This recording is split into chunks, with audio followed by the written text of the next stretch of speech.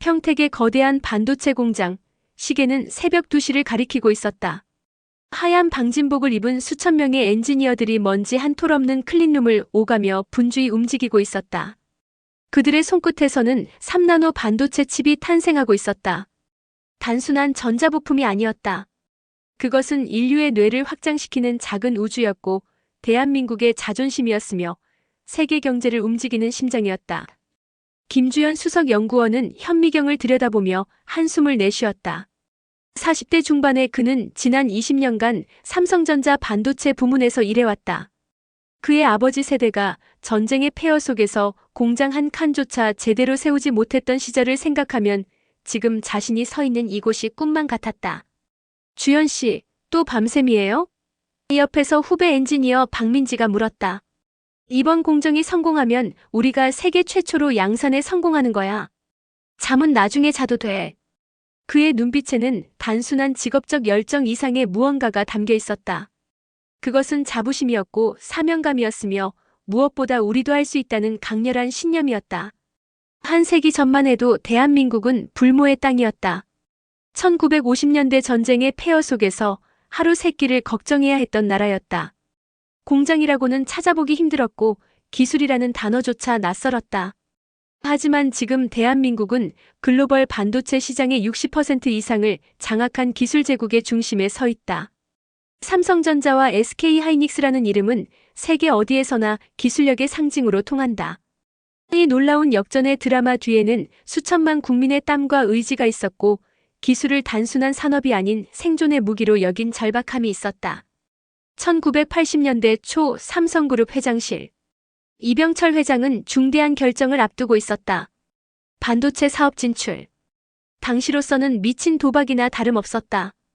기술도 없고 경험도 없고 인력도 없었다. 하지만 이병철 회장은 확신했다. 반도체가 미래다. 우리가 하지 않으면 영원히 기술 식민지로 남을 것이다. 측근들은 반대했다. 회장님, 너무 위험합니다. 일본도 미국도 우리를 비웃고 있습니다. 기술도 없는 나라가 무슨 반도체를 만듭니까? 하지만 이병철 회장의 결단은 흔들리지 않았다.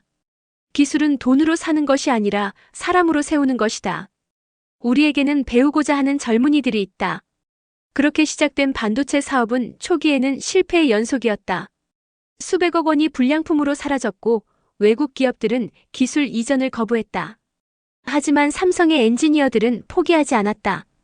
밤낮 없이 연구실을 지켰고 외국 제품을 분해하며 역설계를 했고 단 1나노의 오차도 용납하지 않는 장인 정신으로 기술을 쌓아갔다.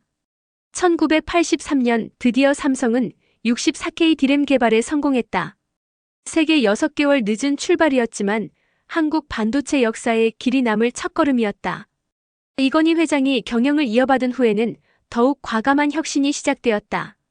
1993년 신경영 선언과 함께 마누라와 자식 빼고 다 바꿔라는 파격적인 메시지가 전 임직원에게 전달되었다. 품질 혁명이 시작되었고 불량품은 모두 폐기되었으며 세계 최고를 향한 집념이 조직 전체에 스며들었다. 그 결과 대한민국은 메모리 반도체 분야에서 세계 1위에 올랐다. 지금도 삼성과 SK하이닉스가 생산하는 디램과 낸드 플래시는 전 세계 스마트폰, 노트북, 서버, 데이터 센터의 핵심 부품으로 들어간다. 애플, 구글, 아마존, 마이크로소프트 같은 빅테크 기업들조차 한국산 반도체 없이는 단 하루도 사업을 유지할 수 없다. 2010년대에 들어서면서 한국의 위상은 더욱 확고해졌다. 한국은 더 이상 누군가의 기술을 흉내내는 추격자가 아니었다. 오히려 세계가 한국의 기술 로드맵을 보며 전략을 짰다. 삼성이 3나노 공정을 발표하면 인텔과 TSMC가 긴장했고 SK하이닉스가 HBM31을 양산하면 엔비디아가 먼저 손을 내밀었다. 한국의 반도체 공정 기술이 곧 세계의 기준이 되었고 한국의 디스플레이 기술이 글로벌 표준이 되었다. OLED 기술은 삼성 디스플레이와 LG 디스플레이가 독보적으로 선도하고 있으며 폴더블 스마트폰, 롤러블 디스플레이, 투명 디스플레이 같은 미래 기술도 모두 한국에서 먼저 상용화되고 있었다. 2019년 삼성전자 수원연구소 디스플레이 연구팀장 이수진 상무는 팀원들과 회의 중이었다. 우리가 세계 최초로 폴더블 디스플레이를 상용화한 지 벌써 5년이 지났습니다. 이제 다음 단계로 가야 합니다. 롤러블 투명, 그리고 홀로그램 디스플레이까지. 젊은 연구원 하나가 조심스럽게 물었다. 상무님, 하지만 아직 시장이 성숙하지 않았는데 너무 앞서가는 것 아닙니까? 이수진 상무는 미소 지으며 답했다. 우리가 시장을 만드는 거야. 그게 선도자의 역할이지. 예전엔 우리가 남들을 따라갔지만 이제는 우리가 길을 만들어. 그 말에는 깊은 자부심이 담겨 있었다. 한국 기업들은 이제 기술 추격자가 아니라 기술 개척자였다. 그러나 2021년 예상치 못한 도전이 찾아왔다. 미국이었다. 바이든 행정부는 반도체 공급망 재편을 명분으로 삼성과 SK하이닉스에게 미국 내 대규모 투자를 압박했다. 520억 달러 규모의 반도체 보조금 법안인 칩스법 CHIPS 액트를 통해 한국 기업들을 미국으로 끌어들이려 했다. 표면적으로는 협력이었지만 실제로는 기술 이전 요구였다. 미국 정부는 한국 기업들에게 핵심 반도체 제조 기술과 공정 데이터를 공유하라고 압박했고, 심지어 중국과의 거래를 제한하는 조건까지 내걸었다. 2021년 5월 삼성전자 본사 회의실. 긴급 경영진 회의가 소집되었다. 이재용 부회장을 비롯한 주요 임원들이 모두 참석했다. 미국 정부의 요구사항을 검토해보니 단순한 투자 제한이 아닙니다. CFO가 보고했다. 핵심 공정 기술 공유, 중국 시장 포기, 그리고 미국 내 연구개발센터 이전까지 요구하고 있습니다. 회의실에 침묵이 흘렀다. 모두가 알고 있었다. 이것은 단순한 비즈니스 제한이 아니라 기술 주권에 대한 도전이었다는 것을. 우리가 수십 년간 피와 땀으로 쌓아온 기술을 넘기는 순간 우리는 다시 기술 종속국으로 전락합니다. 반도체 부문 대표가 말했다. 이병철 회장님께서 말씀하셨죠. 기술은 돈으로 사는 것이 아니라 사람으로 세우는 것이라고. 이재용 부회장은 창밖을 바라보았다. 저 멀리 평택 캠퍼스가 보였다. 수천 명의 엔지니어들이 밤낮으로 일하는 그곳. 대한민국 기술의 심장이 뛰는 그곳. 우리의 답을 준비하겠습니다. 그가 조용히 말했다. 다음 몇 달간 삼성 경영진은 깊은 고민에 빠졌다. 미국 시장은 여전히 중요했고 미국 정부의 압박을 무시하기도 어려웠다. 하지만 더 큰 문제가 있었다. 평택 공장의 김주현 수석 연구원은 동료들과 술잔을 기울이며 걱정을 털어놓았다. 솔직히 말하면 두렵습니다. 미국의 기술을 넘기면 우리는 뭐가 남죠? 우리가 20년, 30년 동안 쌓아온 게 하루아침에 사라지는 겁니다. 옆에 앉은 선배 연구원이 고개를 끄덕였다. 맞아. 우리 세대가 밤새워 연구한 게, 후배들이 땀 흘려 개발한 게 그냥 미국으로 넘어가는 거지. 그러면 우리 아이들은 뭘 먹고 살아? 하지만 일부는 반대 의견을 내놓았다. 그래도 미국 시장을 포기할 순 없지 않나요? 현실적으로 생각해봐야죠. 논쟁은 밤늦게까지 계속되었다. 하지만 결론은 하나로 모아졌다. 기술은 단순히 돈을 벌기 위한 수단이 아니라 나라의 생존과 직결된 전략 자산이라는 것. 2023년 초 마침내 삼성은 결단을 내렸다. 미국의 요구를 정중히 거절하고 한국 내 투자를 대폭 확대하기로 한 것이다. 기자회견장. 이재용 부회장이 발표했다. 삼성전자는 평택 캠퍼스에 300조 원 이상을 투자해 차세대 반도체 생산 라인을 구축하겠습니다. 이것은 단순한 투자 결정이 아닙니다. 이것은 대한민국의 기술 자주권에 대한 선언입니다. 회견장은 숨죽인 듯 조용했다. 그리고 잠시 후 폭풍 같은 질문이 쏟아졌다. 미국과의 관계는 어떻게 됩니까? 중국 시장 포기는 각오하셨습니까? 이것이 정치적 결정입니까? 경제적 결정입니까? 이재용 부회장은 차분하게 답했다. 이것은 기술적 결정입니다. 우리는 더 이상 누구에게도 의존하지 않겠습니다. 우리의 기술로 우리의 땅에서 우리의 미래를 만들겠습니다. 세계는 놀랐다. 미국조차 예상하지 못한 결정이었다. 한국의 작은 기업이 감히 미국 정부의 요구를 거절하다니. 월스트리트 저널은 삼성의 대담한 도박이라는 제목의 기사를 실었고 파이낸셜 타임스는 한국의 기술 독립 선언이라고 분석했다. 일부 애널리스트들은 삼성의 결정을 비판했지만 더 많은 전문가들은 장기적으로 옳은 선택이라고 평가했다. 하지만 한국은 이미 알고 있었다. 진짜 기술 강국은 다른 나라의 돈이나 시장에 기대지 않는다는 것을, 스스로의 기술과 인재로 미래를 만들어가는 나라만이 진정한 강국이 될 수 있다는 것을. 평택공장의 김주현 수석 연구원은 그날 밤 가족들과 저녁을 먹으며 뉴스를 보았다. 아빠, 회사가 뉴스에 나왔어.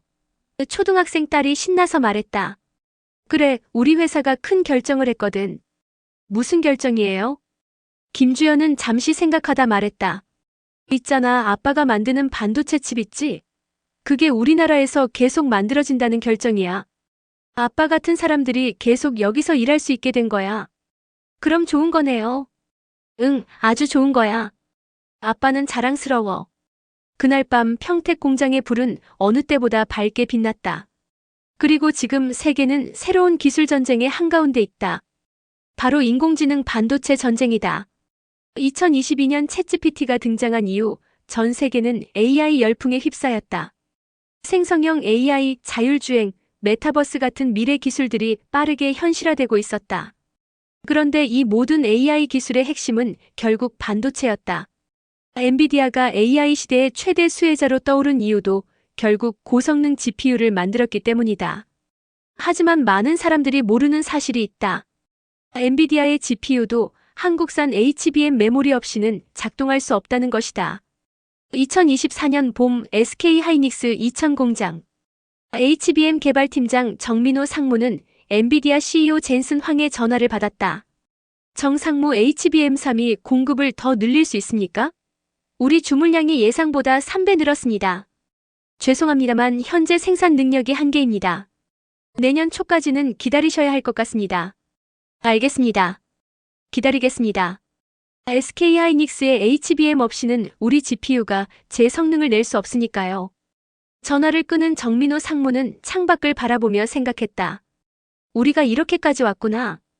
SK하이닉스가 개발한 HBM3는 현재 세계에서 가장 빠르고 효율적인 AI 메모리로 평가받고 있으며 엔비디아, AMD 같은 글로벌 기업들이 줄을 서서 납품을 기다리고 있다. 삼성전자 역시 HBM4 개발에 박차를 가하고 있으며 GAA 게이트 올어라운드 공정을 활용한 차세대 AI 반도체 생산에도 성공했다. 한국은 단순히 메모리 반도체만 만드는 나라가 아니다. 이제는 시스템 반도체, AI 전용 칩, 뉴로모픽 반도체 같은 초격차 기술 영역까지 진출하고 있다. 하지만 이 모든 성취의 중심에는 단 하나의 진실이 있다. 기술은 곧 사람이다. 평택의 클린룸에서 밤을 지새우는 엔지니어, 수원 연구소에서 차세대 공정을 연구하는 과학자, 화성 공장에서 불량률 제로를 위해 싸우는 기술자. 이들의 손끝에서 대한민국의 미래가 만들어진다. 2024년 가을 삼성전자 반도체 연구소 신입연구원 환영회가 열렸다. 김주현 수석 연구원이 신입사원들 앞에서 연설했다. 여러분이 오늘부터 하게 될 일은 단순히 반도체를 만드는 것이 아닙니다. 여러분은 대한민국의 미래를 만드는 것입니다. 대한민국의 기술 주권을 지키는 것입니다. 한 신입사원이 손을 들었다. 선배님, 사실 처음엔 단순히 좋은 회사라서 지원했어요. 하지만 요즘 뉴스를 보면서 생각이 바뀌었습니다. 우리가 하는 일이 정말 중요한 일이구나 하고요. 김주현은 미소 지었다. 맞아요. 우리는 단순히 월급을 받고 일하는 직장인이 아닙니다. 우리는 대한민국의 기술 주권을 지키는 전사들입니다. 삼성의 기술 성벽은 철과 실리콘으로 만들어진 것이 아니다. 그것은 사람의 신념으로 세워진 것이다. 밤낮 없이 연구실을 지킨 연구원들의 열정, 단 일나노의 오차도 용납하지 않는 장인정신, 실패해도 다시 일어서는 도전정신. 이 모든 것이 모여 한국의 반도체 기술을 세계 최고로 만들었다. 실제로 삼성전자 반도체 부문 직원 수는 12만 명이 넘으며 SK하이닉스도 3만 명 이상의 인력이 반도체 개발과 생산에 매진하고 있다. 이들은 단순히 월급을 받고 일하는 직장인이 아니다. 그들은 대한민국의 기술 주권을 지키는 전사들이다. 삼성이 미국을 버린 그날은 사실 한국이 스스로를 믿은 날이었다. 그것은 거대한 나라를 거부한 이야기가 아니라 더 이상 누구에게도 의존하지 않겠다는 조용한 선언이었다. 한국은 기술로 나라를 세운 세대의 마지막 전사가 아니다. 우리는 새로운 시대의 개척자다. 미국이 주도하던 기술 패권의 시대는 서서히 저물고 있고 이제는 한국형 기술 제국의 시대가 열리고 있다. 물론 앞으로도 수많은 도전이 기다리고 있다. 중국의 추격은 거세고 미국의 견제는 계속될 것이며 일본과 유럽도 반도체 산업 육성에 박차를 가하고 있다. 2025년 초 삼성전자 전략기획실 미래전략회의가 열렸다. 중국이 자체 반도체 개발에 연간 100조 원을 투자하고 있습니다. 일본도 TSMC와 합작으로 구마모토에 대규모 공장을 짓고 있습니다. 유럽연합도 반도체 자립을 선언했습니다. 보고가 계속되었지만 회의실의 분위기는 비관적이지 않았다. 오히려 투지가 느껴졌다. 우리는 이미 수많은 위기를 극복했습니다. 한 임원이 말했다. IMF 때도 글로벌 금융위기 때도 코로나 팬데믹 때도 우리는 살아남았고 더 강해졌습니다. 맞습니다. 그리고 우리에게는 세계 최고의 인재들이 있습니다. 세계 최고의 기술이 있습니다. 무엇보다 우리에게는 포기하지 않는 DNA가 있습니다. 지금 이 순간에도 한국의 반도체 공장들은 쉬지 않고 돌아가고 있다. 평택에서 화성에서 이천에서 용인에서 수천 명의 엔지니어들이 미래를 만들고 있다. 평택 공장 새벽 3시. 김주연 수석연구원은 마침내 그날의 실험을 마쳤다. 성공이었다. 새로운 공정이 완벽하게 작동했다. 우리가 해냈어. 그는 동료들에게 외쳤다. 클린룸 안에서 환호성이 터졌다. 방진복을 입은 엔지니어들이 서로 하이파이브를 했다. 마스크 너머로 보이는 그들의 눈빛에는 기쁨과 자부심이 가득했다. 이걸로 우리가 또 한 번 세계 최초를 달성하는 거죠? 박민지가 물었다. 그렇지. 이 기술로 우리는 경쟁사들보다 최소 2년은 앞서가게 될 거야. 김주연은 클린룸 밖으로 나와 방진복을 벗으며 창밖을 바라보았다. 동쪽 하늘이 서서히 밝아오고 있었다. 새로운 하루가 시작되고 있었다. 아버지 세대가 전쟁의 폐허에서 시작했고 이병철 회장님이 반도체의 꿈을 꾸었고 우리 세대가 그 꿈을 현실로 만들었어. 이제 우리 아이들 세대는 더 높이 날아오를 거야. 세계는 지금도 묻는다. 한국은 어떻게 이렇게 짧은 시간에 기술 강국이 되었는가? 그 답은 의외로 단순하다. 우리는 기술을 혼으로 받기 때문이다. 반도체 하나, 칩 하나에도 영혼을 담았기 때문이다. 그것이 바로 한국이 세계를 놀라게 한 이유다. 미래는 여전히 불확실하다. 기술은 계속 진화할 것이고 세상도 끊임없이 변할 것이다. 하지만 한 가지는 분명하다. 한국은 절대 멈추지 않는다는 것이다. 우리의 기술은 계속 발전할 것이고 우리의 자존심은 여전히 뜨거울 것이다. 2025년 봄 삼성전자 평택 캠퍼스에서 대규모 기념식이 열렸다. 300조 원 투자 프로젝트의 1차 공사 완료를 축하하는 자리였다. 수천 명의 임직원과 협력업체 관계자들이 모였다. 무대 위에서 이재용 부회장이 마이크를 잡았다. 오늘 우리는 새로운 역사를 쓰고 있습니다. 이 자리에 서 있는 여러분 한 분 한 분이 대한민국 기술 역사의 주인공입니다. 청중석에 앉아있던 김주연 수석연구원은 20년 전 자신이 처음 이 회사에 입사했던 날을 떠올렸다. 그때는 어린 신입사원이었다. 선배들의 등을 보며 배웠고 실패하며 성장했고 밤을 새우며 기술을 쌓아왔다. 이제 그는 후배들을 이끄는 선배가 되었다. 그리고 그 후배들도 언젠가 또 다른 후배들을 이끌 것이다. 그렇게 기술은 이어지고 꿈은 계승되고 자존심은 전해진다. 우리가 만드는 것은 단순한 반도체가 아닙니다. 이재용 부회장의 목소리가 계속 이어졌다. 우리는 미래를 만들고 있습니다. 우리 아이들이 살아갈 세상을, 우리 손주들이 꿈꿀 내일을 만들고 있습니다. 박수가 터졌다. 뜨겁고 길게 이어지는 박수였다. 에필로그. 그날 저녁 김주연은 집에 돌아와 가족들과 저녁을 먹었다. TV에서는 삼성의 기념식 소식이 뉴스로 나오고 있었다. 아빠, 오늘 기념식 어땠어요? 이제 중학생이 된 딸이 물었다. 좋았지. 뿌듯했어. 아빠는 왜 그렇게 열심히 일해요? 힘들지 않아요? 김주연은 잠시 생각했다. 어떻게 설명해야 할까? 기술 주권, 국가 경쟁력. 너무 어려운 말들이다. 있잖아, 그는 딸의 눈을 바라보며 말했다. 아빠가 하는 일은 그냥 돈 벌려고 하는 게 아니야. 아빠는 너희들이 자랑스러워할 수 있는 나라를 만들고 싶어서 하는 거야. 무슨 말이에요? 예전에 우리나라는 가난했어. 다른 나라 기술을 빌려 쓰고 다른 나라 눈치를 봐야 했지. 하지만 지금은 달라. 우리가 만든 기술을 세계가 쓰고 우리 기술 없이는 세계가 돌아가지 않아. 그게 얼마나 자랑스러운 일인지 아니? 딸은 천천히 고개를 끄덕였다. 완전히 이해했는지는 모르겠지만 아빠의 눈빛에 담긴 진심은 느낄 수 있었다. 아빠, 저도 나중에 기술자가 될래요. 아빠처럼 자랑스러운 일을 하고 싶어요.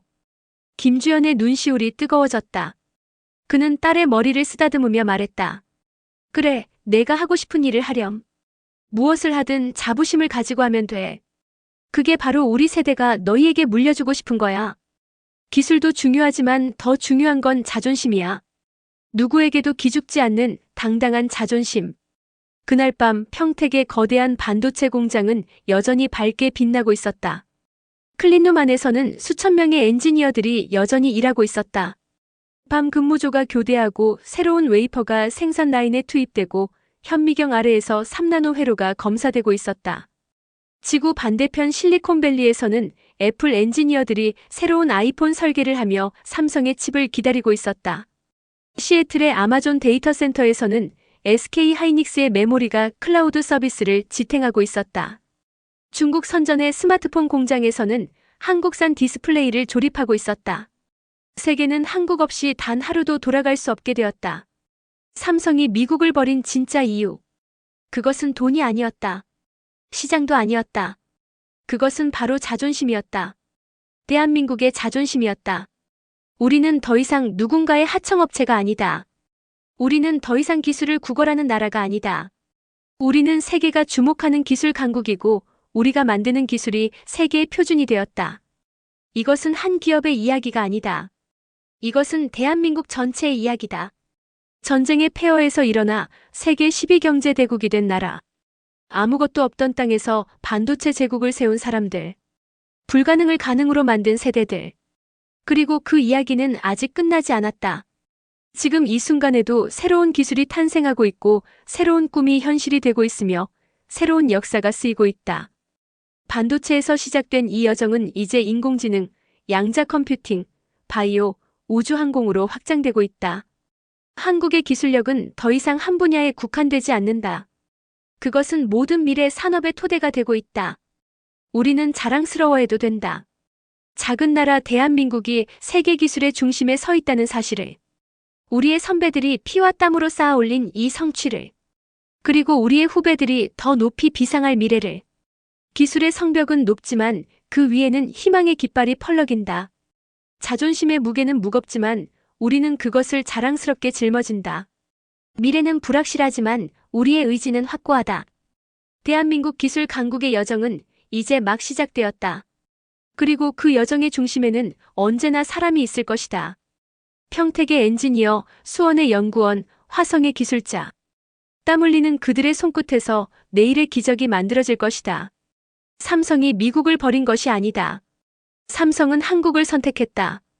우리의 땅에서 우리의 기술로 우리의 미래를 만들겠다고 선언한 것이다. 그것이 바로 진짜 기술 주권이고 진짜 자존심이다. 그리고 그 자존심은 지금도 평택의 공장에서, 수원의 연구소에서, 화성의 클린룸에서 뜨겁게 타오르고 있다. 끝.